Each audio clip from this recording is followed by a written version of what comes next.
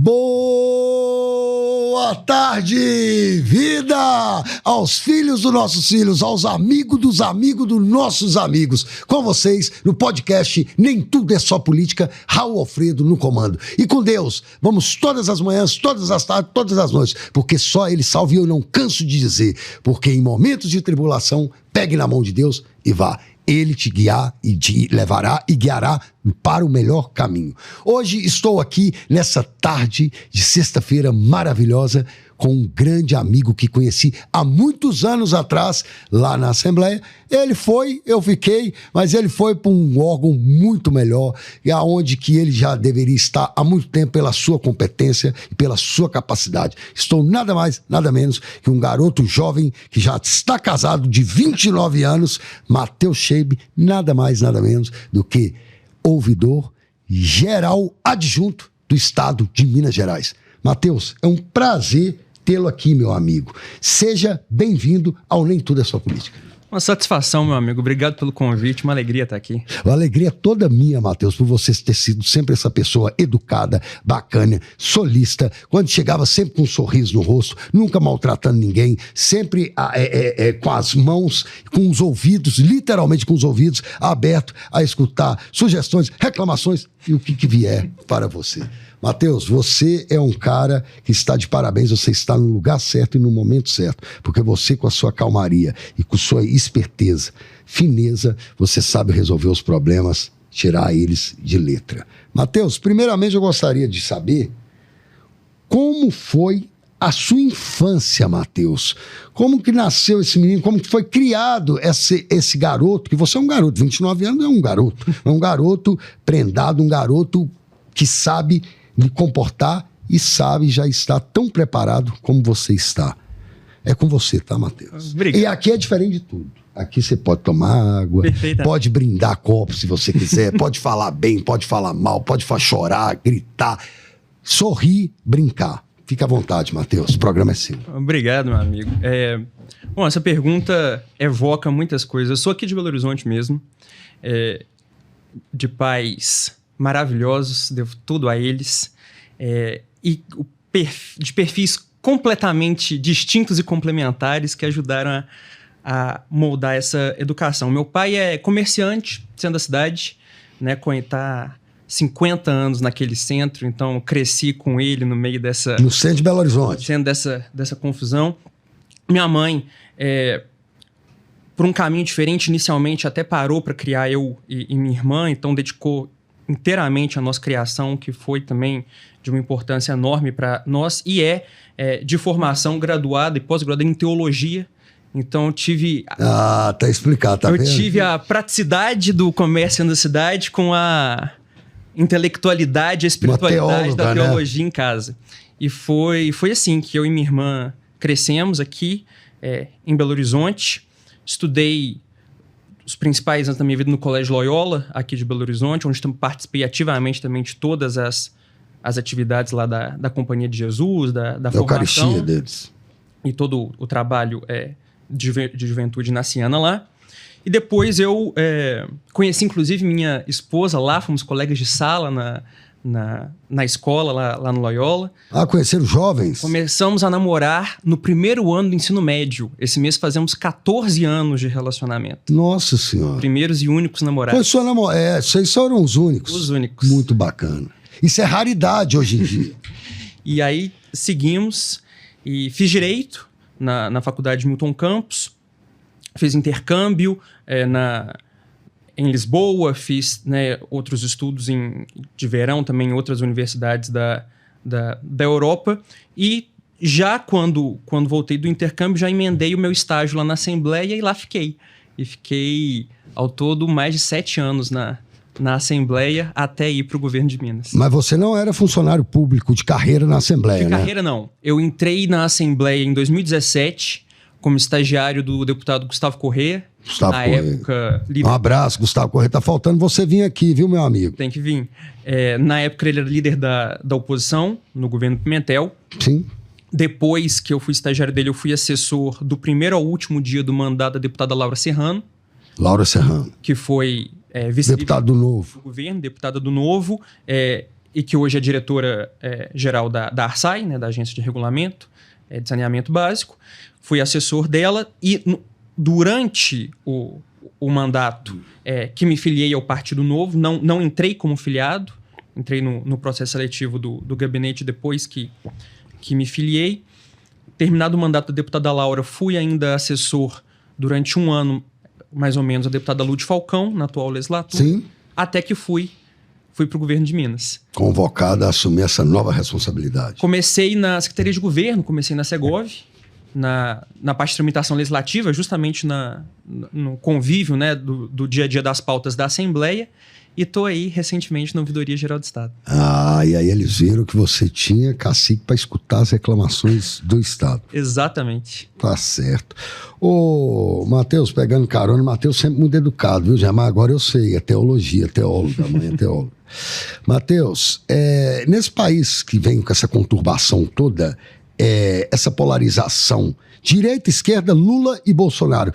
Como é que você vê isso, Matheus? Você vê isso de forma positiva, negativa, ou você vê que tanto faz? Como é que você vê isso? Explica um pouco para nós a sua visão sobre isso. Eu acho duas coisas. Tem um nível teórico e prático. Assim, eu acho que a polarização em si, ela não tem nenhum prejuízo inerente. Você vê que a Inglaterra é polarizada entre conservadores e trabalhistas. Os Estados Unidos é polarizado entre republicanos e democratas. E isso é uma tendência de grandes democracias. Eu acho que isso não é um problema por si.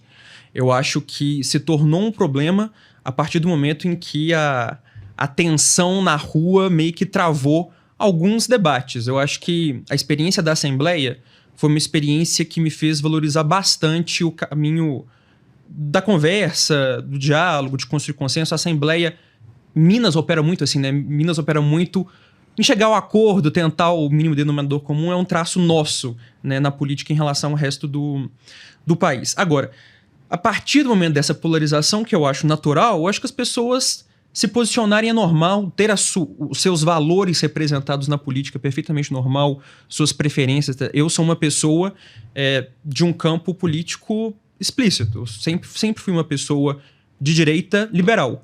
E desde sempre, né, busquei ter o alinhamento do cenário político nesse campo. Então, eu acho que, seguindo aí na tensão, acho que temos caminho para construir. Melhorar a qualidade do debate, mas navegando aí nessa polarização. Então, você acha que essa polarização é importante? Eu acho que ajuda a definir campos de atuação práticos. Eu acho que, mais do que o discurso, cada discurso se torna um campo de, né, uma atuação, um plano de governo, formas de você governar o país. Eu acho que a polarização escancara. Você tem dois projetos na mesa. E eu acho que os dois projetos são bastante claros. Mesmo que você não concorde 100% com um ou com o outro, você sabe exatamente o que você está comprando na hora de votar. E eu acho que isso é salutar. Você ter consciência, né, de qual é a proposta e o que está em jogo, eu acho que ajuda na hora das eleições. O que não impede também de ter alianças, ter compromissos, né, as coisas se irem ajeitando pela força dos fatos. Nenhum governo consegue fazer tudo idealmente como sonhou. Mas eu acho que ter as cartas na mesa é importante.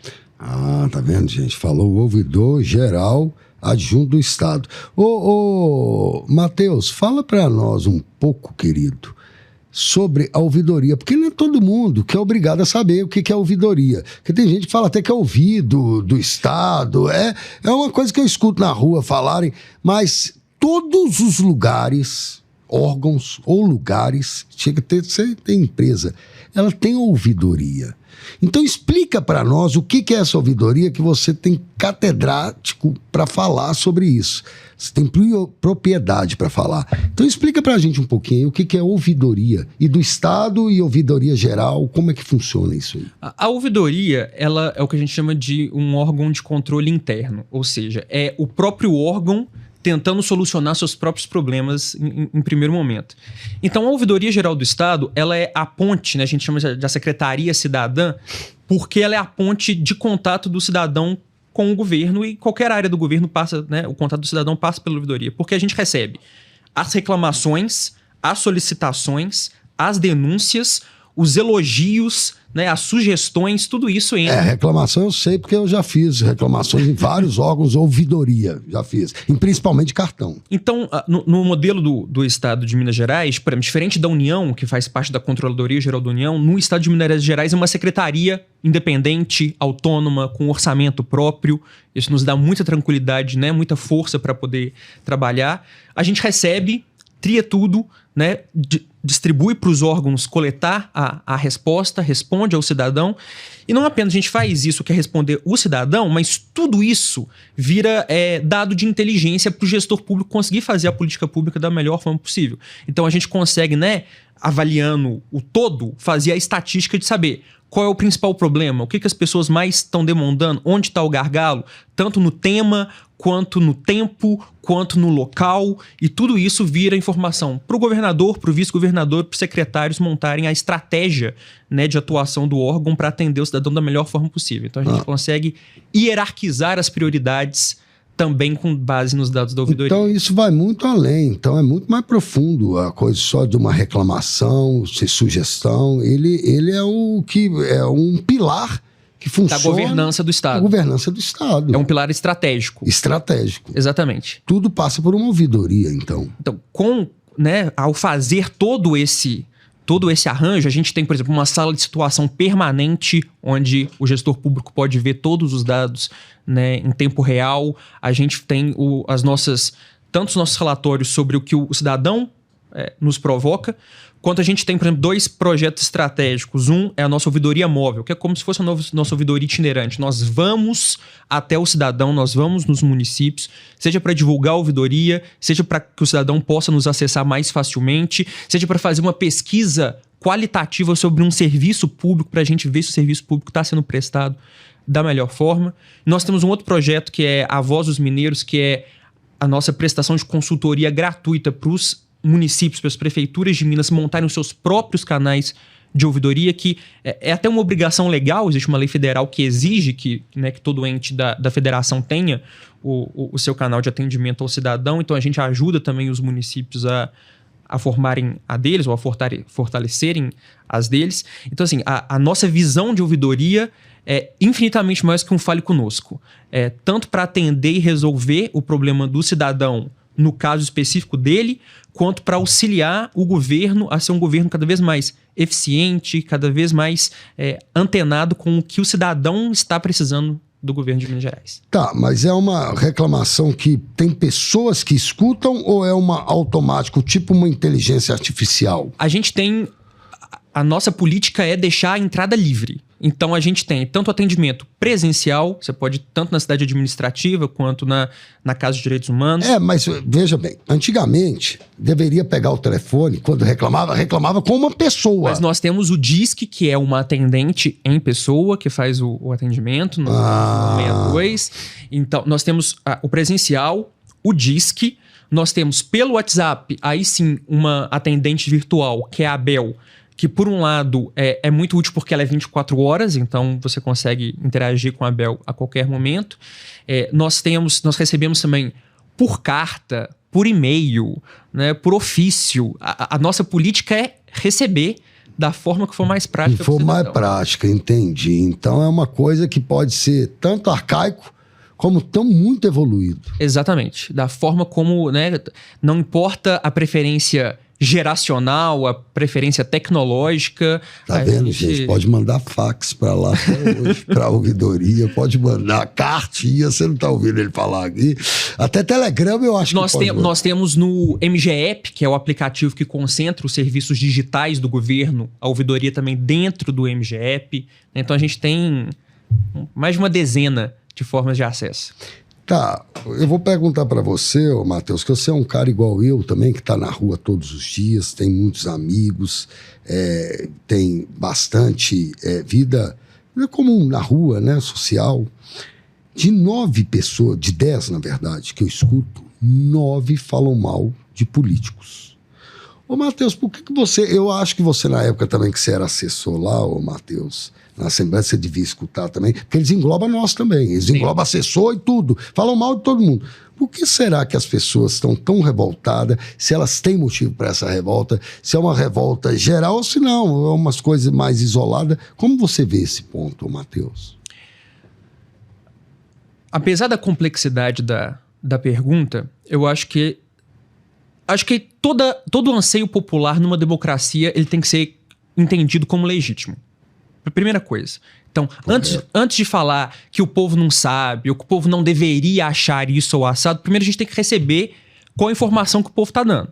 E eu acho que justamente a polarização que você perguntou antes, ela vem na tentativa da população também de encontrar alguém que a represente, que supere essa visão tradicional. Então, assim, eu acho que grande parte da resistência que as pessoas tinham com política é porque realmente os problemas das vidas das pessoas e que dependem de uma atuação da política, existe uma frustração imensa, né? O Brasil é um país de um estado grande, de um estado inchado, em que realmente as pessoas sentem que a média de quem está, né, na vida pública para a média de quem está no dia a dia da labuta, as pessoas sentem uma diferença e elas querem que essas pessoas resolvam os seus problemas do dia a dia e a frustração gera, né, esse ressentimento. Então, num primeiro momento, eu acho até que a gente tem que tentar só entender e atuar em cima. Como atuar em cima? Prestando realmente o melhor serviço para a população para quebrar essa visão. Eu acho que a forma como o povo, né, abraçou a política no sentido da discussão política que hoje está no dia a dia, está na mesa das famílias, etc., já é uma mudança em relação ao que era antes, que era só uma rejeição a tudo. Agora as pessoas estão deixando de rejeitar tudo para ter um lado. Então acho que isso já é uma mudança que às vezes as pessoas não percebem. Então as pessoas realmente estão encontrando pessoas que as representem, seja num campo político, seja no outro, seja nas terceiras vias da sua preferência.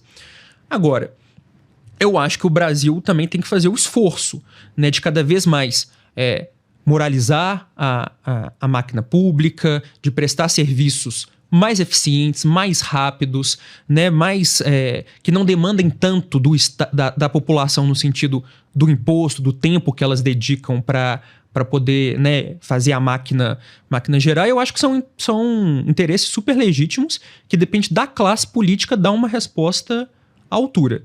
Agora, viver na democracia que nós vivemos, que é um sistema representativo, é um sistema multipartidário, com uma quantidade de partidos muito maior do que a média das outras grandes democracias, eu acho que a população elege quem ela quer eleger.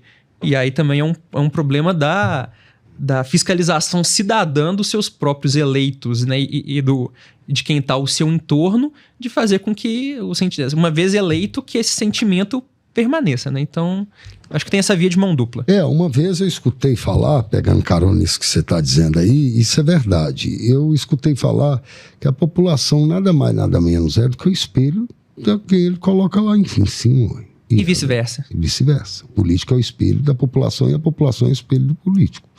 Porque são representados e vice-versa. É o que você está dizendo. Eu tive uma experiência pessoal muito positiva.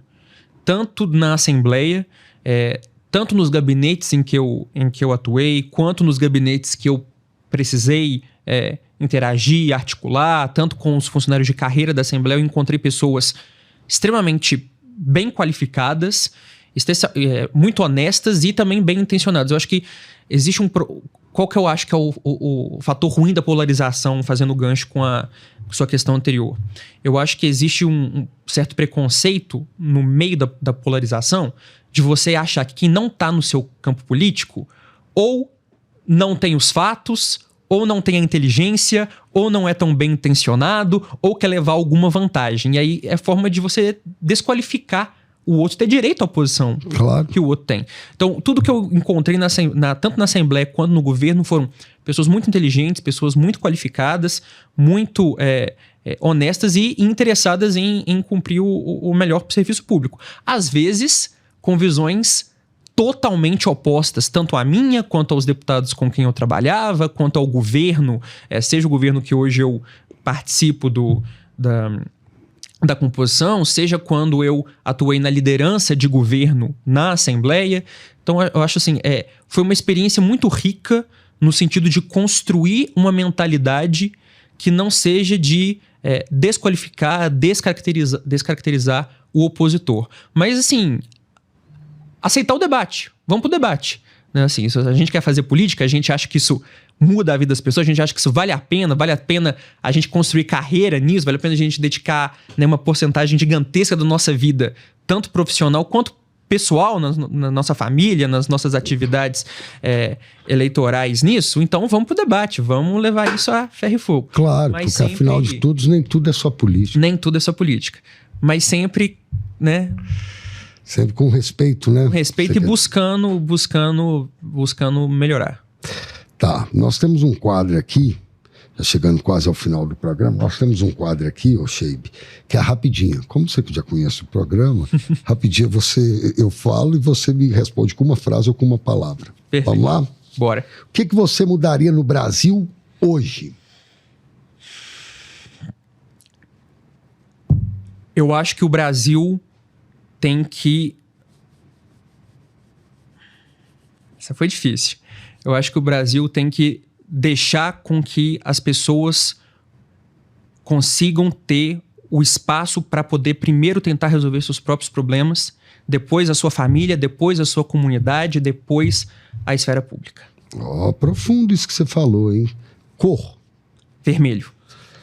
Não pela política, por outros motivos. Pelo sangue, pelo que você gostar do vermelho, né? Cor primária, né? Vermelho, azul e amarelo, né? Prato. Um prato sushi. Governo Zema. Uma excelente oportunidade para a gente mudar a história de Minas Gerais. Família. Tudo nas nossas vidas aqui na Terra. Belo Horizonte. Uma cidade amada que pode se melhorar muito. Deus. Razão e senhor de tudo. E para finalizar, por que você aceitou o convite de estar aqui frente a frente comigo hoje? Poder ter essa conversa profunda, mas ao mesmo tempo tranquila, franca e aberta com um amigo e participar também desse espaço de discussão do Brasil, dos problemas da população e tantas pessoas excepcionais que já passaram por aqui. Eu agradeço demais o convite de contribuir também. Eu que agradeço de você tirar um tempo seu, de você vir aqui no meu programa e me prestigiar, porque você é um cara qualificadíssimo, é um cara maravilhoso, um cara que sabe aonde está e sabe aonde quer chegar. Você está de parabéns, ô Sheib, vitória consagradora a sua e que se estenda por muitos anos. Você é um cara que tem um futuro brilhante pela frente, promissor. Muito obrigado por você vir aqui, tirar um tempo, que eu sei que é muito corrido lá na Ouvidoria Geral do Estado Adjunto. Você saiu de uma reunião para outra, mas veio me prestigiar aqui. Te agradeço demais, Sheib. Amém. Muito obrigado, meu amigo.